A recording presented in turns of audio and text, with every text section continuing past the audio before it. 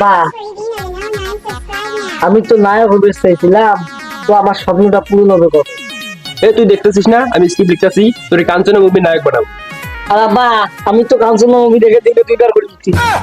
আর shooting করতে ওসব কিছু লাগে না। ছবি দেখে তো আমি 2বার উঠি, আর ছবি শুটিং করলে আমার প্যান শুনতে খুলে যাবে।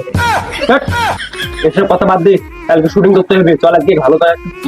ও আচ্ছা বাবা, দাও আমি ঠিক আছে, তুমি এখানে দাও। বাবা আচ্ছা, বাবা দেখছো এই জায়গাটা ঠিক আছে না? বাবা দেখা তো ঠিক আছে, আমার ভয় করতেছে। রে কই গেলি তুই? তোমার কোলে। হ্যাঁ তুই আবার বলে কে? বাবা ভূত। হ্যাট, কিসের ভূত? প্রতি ভূত পাইছিস? বাবা সত্যি ভূত।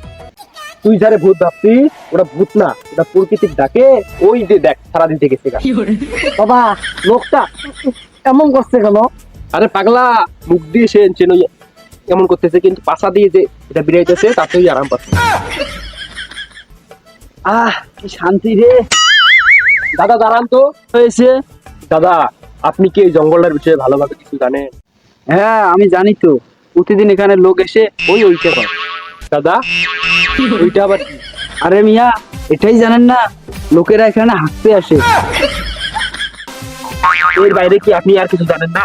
হ্যাঁ আছে তো, এখানে একটু সুগন্ধি নিলে ওই দাদা তাহলে কি এখানে আশেপাশে ফুলের বাগান আছে? না, এই জায়গায় যে বুয়ের গন্ধ, আপনি গেলে অজ্ঞান হয়ে যাবেন। দূর মিয়া আজারে যেতে পোলা